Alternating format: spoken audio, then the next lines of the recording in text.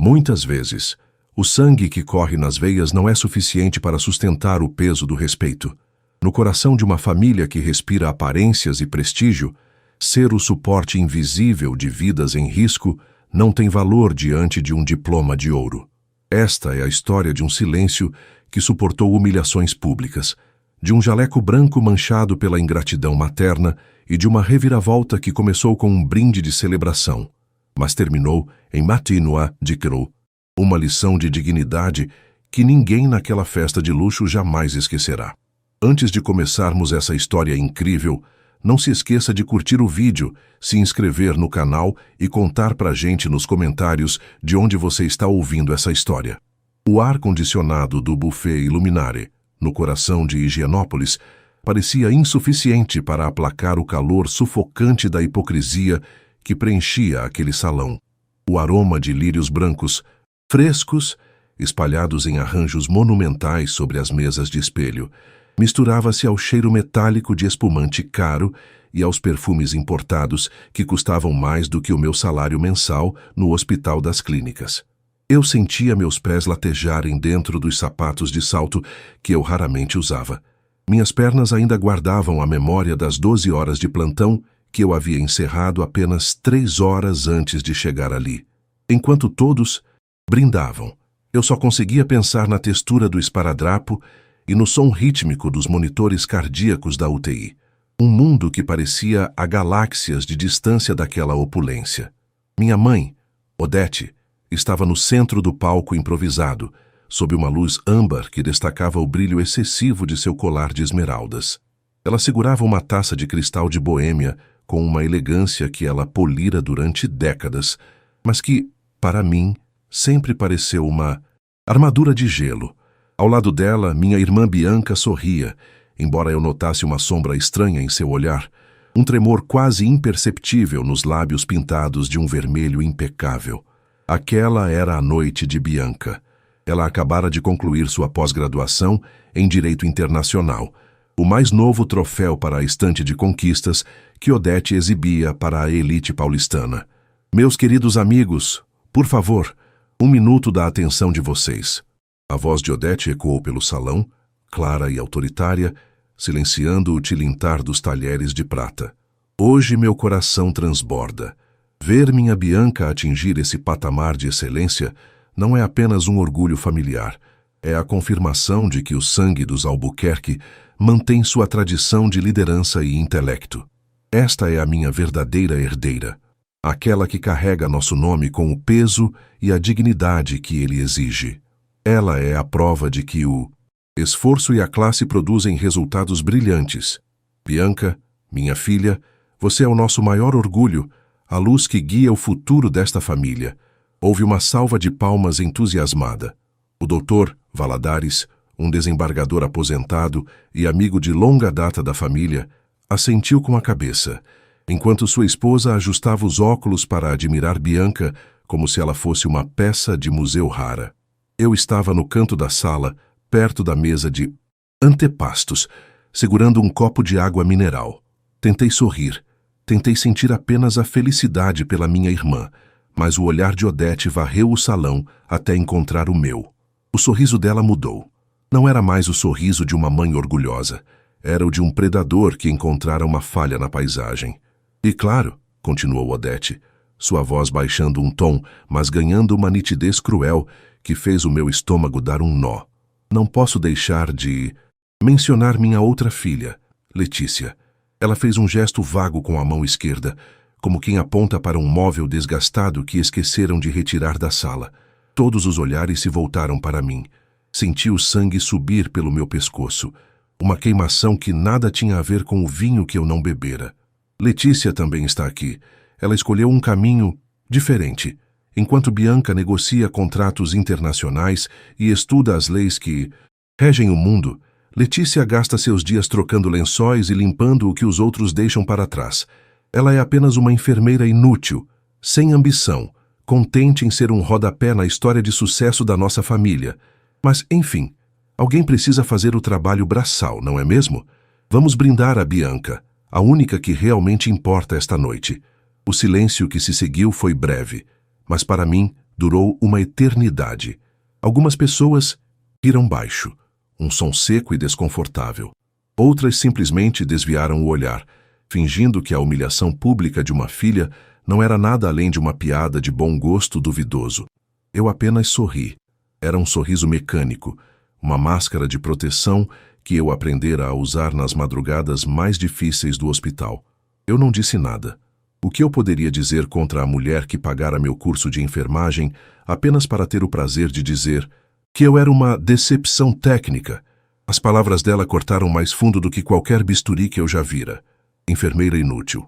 A imagem do Sr. Antunes, o paciente do quarto 402 que eu reanimara na semana passada, passou pela minha mente.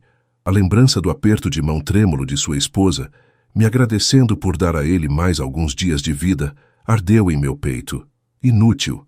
Eu era a primeira barreira entre a vida e a morte, mas, naquela sala de mármore e seda, eu era menos que o pó sob os sapatos de Odete. Bianca, que até então permanecia estática, subitamente baixou sua taça. O som do cristal batendo na mesa de apoio foi como um tiro no silêncio que se reinstalava. Ela estava pálida, e a respiração parecia falhar em seus pulmões. Eu vi o momento exato em que a máscara de perfeição dela rachou. Ela olhou para a nossa mãe e depois para mim. Havia algo nos olhos dela que eu nunca tinha visto, uma mistura de pavor e uma necessidade desesperada de redenção. Mãe! A voz de Bianca saiu trêmula, quase um sussurro, mas ganhou força conforme ela dava um passo à frente no palco. Pare! Por favor, pare agora! Odete franziu a testa, o sorriso de deboche ainda pendurado nos lábios, mas com um toque de confusão. Bianca, querida, não seja modesta. Estamos celebrando você. Não, mãe. Você não está me celebrando. Você está se usando de mim para pisar na Letícia, e eu não posso mais permitir isso, especialmente hoje, especialmente depois do que aconteceu no mês passado, Bianca disse, e eu vi suas mãos tremerem tanto que ela teve que entrelaçá-las com força na frente do corpo. Os convidados começaram a cochichar. O Dr. Valadares inclinou-se para a frente. Curioso, eu me senti paralisada. Do que Bianca estava falando? Que segredo era esse que parecia estar sufocando minha irmã em meio ao seu próprio triunfo? Você a chama de inútil? Você a chama de rodapé? Bianca continuou, sua voz agora vibrando com uma emoção crua que silenciou completamente o buffet Illuminare. Mãe, eu acho que precisamos conversar sobre ela, sobre o que ela realmente faz, sobre quem ela é quando ninguém está olhando para as luzes desta festa. Bianca olhou diretamente para mim e uma lágrima solitária escapou, traçando um caminho escuro por sua maquiagem impecável. Letícia estava lá, mãe, no dia em que os exames chegaram, no dia em que o mundo caiu. Ela estava lá e você nem sequer atendeu o telefone. Odete empalideceu, a taça de cristal tremendo em seus dedos de unhas perfeitamente feitas. O brilho das esmeraldas parecia agora uma piada de mau gosto diante da verdade que estava prestes a explodir. O silêncio que se abateu sobre o buffet. Illuminare era tão denso que eu podia ouvir o zumbido sutil das lâmpadas de LED embutidas no teto de gesso. O rosto de Odete, antes radiante sob a luz dos refletores, transformou-se em uma máscara de confusão e pânico contido. Ela apertou o pé da taça de cristal com tanta força que as juntas de seus dedos ficaram brancas, contrastando com o esmalte sangue de boi impecável. Ao meu redor, o perfume dos lírios parecia ter se tornado enjoativo, misturando-se ao cheiro de suor frio que brotava em minhas próprias têmporas. Eu olhava para Bianca e, pela primeira vez em anos, eu não via a filha perfeita ou a advogada de sucesso que minha mãe moldara. Eu via a menina assustada que costumava se esconder atrás de mim quando os trovões sacudiam as janelas do nosso casarão nos jardins. Do que você está falando, Bianca? A voz de Odete saiu esganiçada, perdendo toda a pose de matrona da alta sociedade. Você está nervosa. A emoção da formatura, talvez o champanhe tenha subido a cabeça. Letícia não fez nada além de ser ela mesma. Sente-se. Vamos continuar com os agradecimentos ao Dr. Valadares. Não, O grito de Bianca cortou a tentativa de Odete de retomar o controle como uma navalha em uma tela de seda. Chega de mentiras, mãe. Chega de fingir que este mundo de aparências é a única coisa que sustenta esta família. Você quer falar de utilidade? Quer falar de quem realmente importa? Então vamos falar sobre a noite do dia 14 de maio. Eu senti um calafrio percorrer minha espinha. A data ecoou em minha mente como o bip constante de um desfibrilador. 14 de maio. Eu me lembrava daquela noite com uma clareza dolorosa. O cheiro de éter e álcool em gel das minhas mãos. O cansaço que pesava. Nos meus ombros como se eu carregasse o mundo inteiro. Eu tinha acabado de sair de um plantão duplo na emergência, cobrindo a falta de uma colega que adoecera. Meus pés queimavam. E tudo o que eu queria era um banho e o silêncio do meu apartamento pequeno e simples na Vila Mariana, longe dos julgamentos de Odete. Naquela noite, Bianca continuou, sua voz agora ganhando uma cadência cortante que silenciou até o garçom que segurava uma bandeja de canapés de salmão. Eu desmaiei no chão do meu escritório. Eu estava sobrecarregada, tentando atender às suas expectativas, tentando ser a herdeira que você sempre exigiu. Eu liguei para você, mãe. Liguei 5 vezes. Você me atendeu na 6ª tentativa, apenas para dizer que não podia falar porque estava na abertura da exposição daquela galeria nos jardins e que interrupções domésticas eram deselegantes em público. Um murmúrio de choque percorreu as mesas. As senhoras da sociedade paulistana, que segundos antes olhavam para Odete com admiração, agora trocavam olhares de soslaio. Eu via o desespero nos olhos da minha mãe.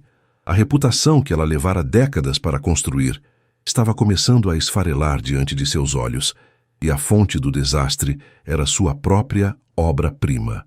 Eu estava sozinha, tendo uma crise hipertensiva severa que poderia ter me causado um AVC. Bianca prosseguiu, dando um passo em direção à beirada do palco, aproximando-se de onde eu estava. Eu não conseguia respirar. Minha visão estava escurecendo. A última pessoa que eu queria ligar era a Letícia, porque eu tinha vergonha. Vergonha de ter sido conivente com as suas piadas sobre a profissão dela, mas ela atendeu no primeiro toque. Fechei os olhos por um segundo e pude sentir o peso do corpo de Bianca em meus braços naquela noite.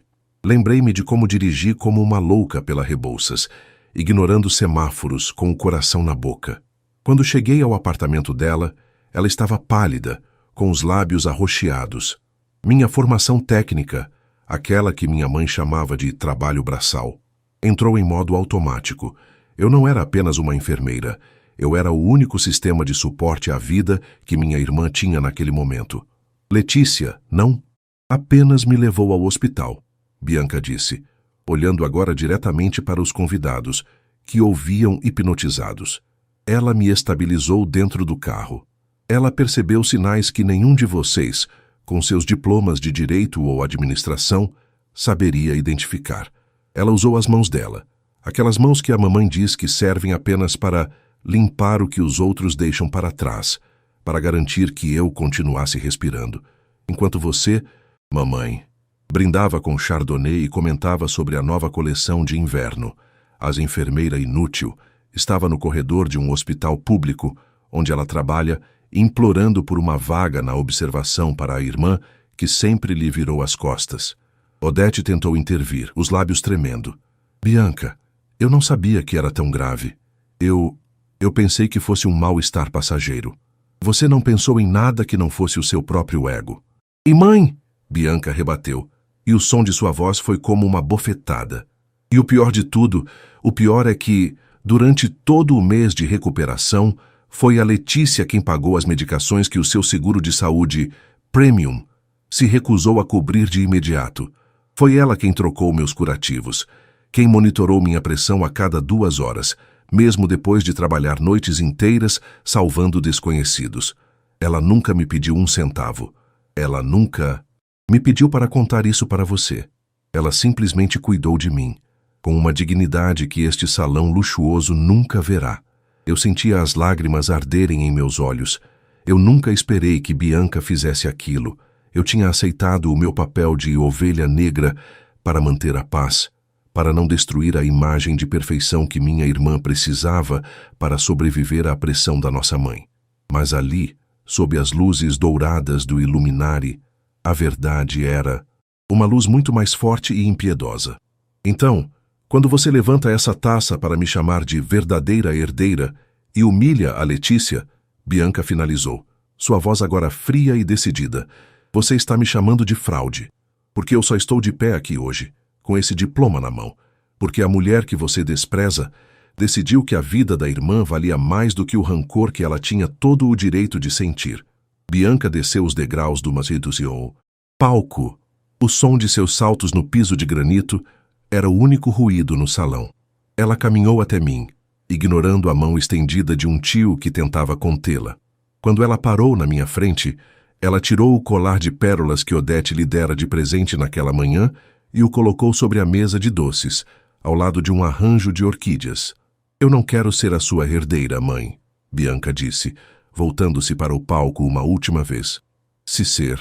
Um Albuquerque significa tratar a humanidade e o cuidado como lixo. Eu prefiro ser apenas a irmã da enfermeira. Ela segurou minha mão. Seus dedos ainda estavam frios, mas o aperto era firme. Eu olhei para Odete, e a imagem que vi foi a de uma mulher que, apesar de todas as joias e do prestígio, parecia subitamente pequena e vazia. A vingança não veio de um grito meu, nem de uma acusação. Veio da verdade nua e crua, arrancando a máscara da pessoa que eu mais amava e temia. Vamos embora, Lê, Bianca sussurrou. Temos muito o que conversar, e este lugar tem cheiro de coisa morta. Saímos do salão sob o olhar estupefato de 100 pessoas. Enquanto caminhávamos em direção à saída, ouvi o som de algo se quebrando. Odete havia deixado a taça cair. O cristal de Boêmia, tão caro e tão frágil, agora era apenas um monte de cacos brilhantes no chão, exatamente como a vida perfeita que ela acreditava ter construído. O trajeto de volta para o meu pequeno apartamento na Vila Mariana foi feito em um silêncio que pesava mais do que as palavras cruéis da minha mãe. O asfalto da Avenida Rebouças brilhava sob a garoa fina que começava a cair, refletindo os neons dos outdoors e os faróis avermelhados dos carros que voltavam da noite paulistana. Dentro do meu carro popular, o cheiro era de estofado antigo e de um aromatizante de lavanda que eu usava para tentar apagar o odor de antisséptico que grudava na minha pele após os plantões. Ao meu lado, Bianca ainda segurava a própria cintura, como se estivesse tentando manter os órgãos no lugar. Ela não chorava mais, mas seus olhos, fixos no borrão das luzes da cidade, carregavam uma lucidez dolorosa. Eu sentia o volante sob minhas mãos, mãos que Odete desprezara, mas que agora eram o único porto seguro da herdeira que ela tanto vangloriava. Quando finalmente entramos no meu prédio, um edifício antigo de 3 andares com escadas estreitas e cheiro de café fresco vindo da portaria, o contraste com o mármore frio do Buffet Luminare foi quase violento. Bianca olhou para as paredes descascadas do corredor e para o tapete de boas-vindas desgastado na porta do meu apartamento. Eu esperei um comentário, um suspiro, de desdém, qualquer resquício da educação elitista que Odete injetara em suas veias desde o berço. Em vez disso, ela apenas entrou, tirou os sapatos de grife que custavam 3 aluguéis meus e sentou-se no meu sofá de sarja cinza, abraçando uma almofada de crochê. Eu sinto muito, Letícia, ela sussurrou, a voz rouca, quase sumindo no barulho da chuva que agora açoitava a janela de vidro canelado da cozinha. Eu sinto muito por ter demorado tanto para enxergar que aquela casa não é um lar, é um necrotério de sonhos. Ela nos usou como troféus, e quando você não coube na prateleira dela, ela tentou te quebrar. E eu apenas assisti, com medo de ser a próxima a cair. Eu caminhei até a cozinha, o azulejo frio sob meus pés trazendo uma sensação de realidade que o carpete luxuoso do buffet nunca ofereceria. Coloquei a chaleira no fogo, o som do acendedor automático, ecoando como pequenos estalos de uma fogueira improvisada. Enquanto a água esquentava, eu olhava para minhas mãos. Elas tinham calos leves, marcas de quem segura pranchetas e manipula seringas com precisão cirúrgica. Eram mãos úteis, Eram mãos que sabiam o valor de cada batimento cardíaco. O perdão não é um evento, Bianca. É um processo, respondi, voltando para a sala com 2 canecas de cerâmica. Mas o que aconteceu hoje não foi sobre você me pedir desculpas. Foi sobre você se libertar. Odete não suporta a verdade, porque a verdade não pode ser comprada em leilões nem exibida em colunas sociais. Nos dias que se seguiram, a vingança não tomou a forma de um escândalo planejado ou de um processo judicial. Ela se manifestou através do isolamento social que Odete tanto temia. A elite de Higienópolis e dos Jardins é um ecossistema peculiar. Eles perdoam corrupção, perdoam traições, mas a falta de classe, de humilhar uma filha profissional da saúde em público, somada à revelação de negligência materna durante uma emergência médica, tornou-se o assunto principal nos chás beneficentes e nos grupos de mensagens das famílias tradicionais. A história de que Odete Albuquerque preferira uma galeria de arte a socorrer a própria filha agonizante espalhou-se como um vírus. Eu comecei a receber flores no Bunsempo hospital, não de amigos da minha mãe, mas de colegas que ouviram a história e de pacientes que se sentiram representados pelo meu silêncio digno diante daquela agressão. O diretor clínico do hospital, Dr. Fausto, um homem de poucas palavras e muita experiência, chamou-me em sua sala. O cheiro de papel antigo e tabaco de cachimbo permeava o ambiente. Ele me ofereceu a coordenação da ala de cuidados paliativos, um cargo de imensa responsabilidade e que exigia a humanidade que minha mãe acreditava ser minha fraqueza. Letícia, técnica se aprende em livros, ele disse, ajustando os óculos. Mas a capacidade de manter a cabeça erguida enquanto o mundo tenta te diminuir, isso é o que define uma líder. O hospital precisa de pessoas que saibam o valor da vida, não do status. Enquanto minha carreira florescia no solo fértil da dedicação, a vida de Odete murchava. Ela tentou ligar, dezenas de vezes. Suas mensagens alternavam entre a fúria, me acusando de ter envenenado a mente de Bianca, e o vitimismo, alegando que sua pressão estava instável e que precisava de cuidados. O ápice da ironia aconteceu 2 meses depois.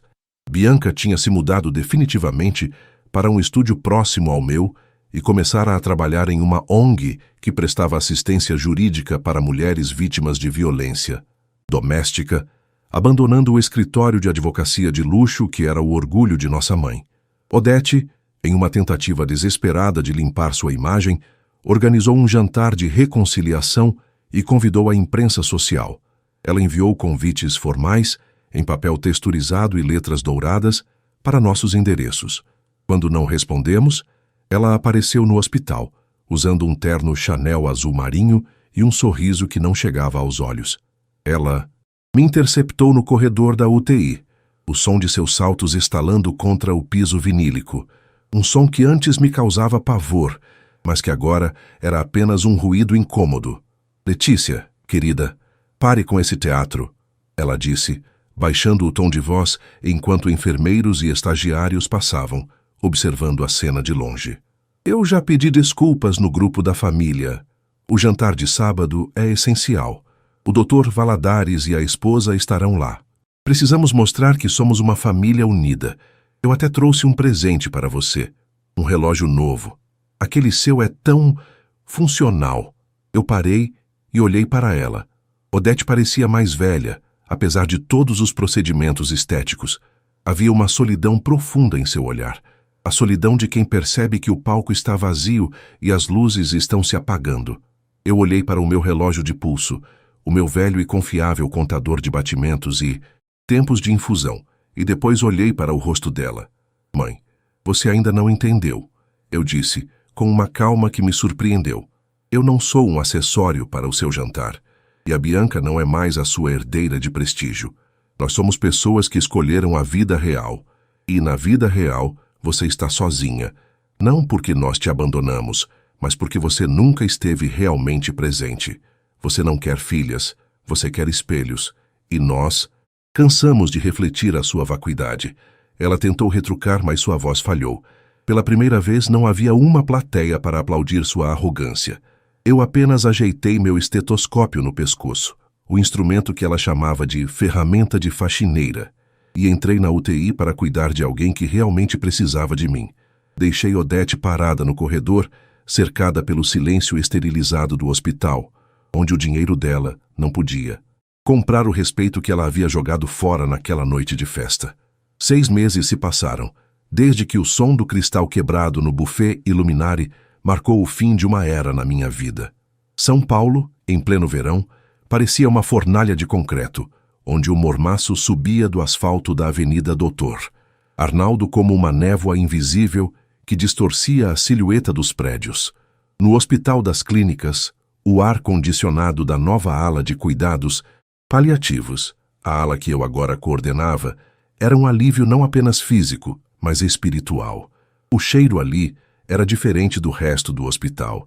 Não havia apenas o odor pungente de hipoclorito e éter, mas um toque suave de essência de lavanda e o aroma reconfortante de café recém-passado que mantínhamos na sala de acolhimento para as famílias. Era um lugar onde a morte era respeitada, mas a vida era celebrada em cada pequeno detalhe, em cada último desejo atendido. Eu estava ajustando os prontuários no meu tablet, sentindo o peso familiar e agora orgulhoso do meu jaleco. O estetoscópio em volta do meu pescoço não era mais um símbolo de trabalho braçal, mas o meu distintivo de autoridade técnica e empática. Eu me sentia completa. Bianca, que agora dividia comigo um apartamento espaçoso na Vila Madalena, tinha florescido.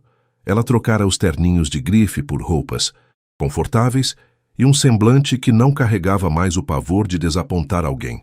Ela estava fazendo a diferença real no mundo jurídico, e a nossa relação, antes pautada por silêncios e invejas projetadas pela nossa mãe, tornara-se o pilar mais sólido da minha existência. Foi em uma tarde de terça-feira que o passado bateu à porta da minha unidade, mas não com o brilho das esmeraldas, e sim com o pálido reflexo da decadência. Recebi um aviso da recepção. Uma paciente havia dado entrada com um quadro de arritmia e crise de pânico. Ela exigia o pau melhor médico e gritava que era uma Albuquerque. Quando entrei no quarto 12, vi uma mulher que eu mal reconheci. Odete estava sentada na beira da cama hospitalar, vestindo uma camisola de hospital de algodão áspero, que parecia ofendê-la profundamente. O cabelo, sempre impecavelmente escovado, estava desgrenhado, e a maquiagem, borrada, denunciava uma noite de choro, ou talvez uma de fúria solitária. "Letícia!" ela exclamou, e por um segundo vi um brilho de esperança em seus olhos, seguido imediatamente pela antiga altivez. "Finalmente! Diga a esses incompetentes que eu preciso de um quarto VIP. Eles me colocaram nesta ala de pessoas que estão..." Ela baixou a voz, horrorizada. "Morrendo. Isso é um erro administrativo absurdo. Use sua influência, ou o que quer que você tenha aqui, e resolva isso agora." Eu caminhei calmamente até ela. Não senti raiva, não senti o desejo de gritar ou de devolver cada uma das ofensas que ela me lançara ao longo de 30 anos. O que eu sentia era uma piedade profunda e clínica. Olhei para o monitor cardíaco. A frequência dela estava alta, mas estável. Era uma crise de realidade manifestada no corpo. "Mãe, você está na minha unidade. Porque teve um episódio de estresse agudo", eu disse, mantendo a voz no tom profissional que eu usava com qualquer paciente. "E não há erro nenhum. Todos os quartos aqui são iguais, porque aqui tratamos todos com a mesma dignidade, independentemente do sobrenome. Você não precisa de um quarto VIP. Você precisa de um cardiologista e, sinceramente, de um terapeuta." "Como você ousa falar assim comigo?" ela sibilou, mas sua voz não tinha o mesmo poder de antes. "Eu paguei seus estudos. Eu fiz de você quem você é." "Não, mãe", respondi, aproximando-me e verificando o acesso venoso no braço dela, que ela tentava puxar. "Você pagou as mensalidades, mas quem se fez enfermeira fui eu. Quem ficou acordada estudando anatomia, enquanto você reclamava que eu não tinha porte de socialite, fui eu. E é essa enfermeira inútil que está agora decidindo o seu protocolo de atendimento. A ironia da vida é que, no momento em que seu prestígio social colapsou, e seus amigos de luxo desapareceram porque sua imagem ficou suja, o único lugar que te acolheu foi o lugar que você mais desprezava. Ela desviou o olhar. O silêncio no quarto era quebrado apenas pelo bip rítmico do monitor. Odete parecia subitamente pequena sob a luz fluorescente. A verdade é que a vingança que eu tanto imaginei na adolescência não era vê-la sofrer, mas vê-la perceber que o seu ouro não tinha valor ali. Naquele hospital, o poder não estava em quem assinava o cheque, mas em quem sabia como salvar a vida de quem o assinava. A Bianca não vem me ver? Ela perguntou, a voz subitamente frágil. Uma tentativa de usar a culpa como última arma. A Bianca está em uma audiência defendendo uma mulher que não tem nada, mãe. Ela está ocupada sendo útil. Ela virá mais tarde. E se você prometer se comportar como uma paciente, e não como uma dona de escravos? Saí do quarto e encontrei Bianca no corredor 30 minutos depois. Ela trazia um copo de suco e um semblante sereno. Nós nos abraçamos rapidamente. Ela olhou para a porta do quarto 12 e suspirou. Ela tentou te humilhar de novo? Bianca perguntou. Ela tentou ser quem ela não é mais, respondi. Mas aqui, as máscaras caem. Ela vai ficar bem. Fisicamente. Mas a alma dela vai demorar a cicatrizar. Se é que algum dia vai. Caminhamos juntas até a janela que dava para o pátio interno do hospital. O sol estava se pondo, pintando o céu de São Paulo com tons de laranja e roxo, uma beleza caótica que só quem vive nessa metrópole entende. Eu olhei para minhas mãos. Elas estavam limpas, fortes e prontas para o próximo paciente.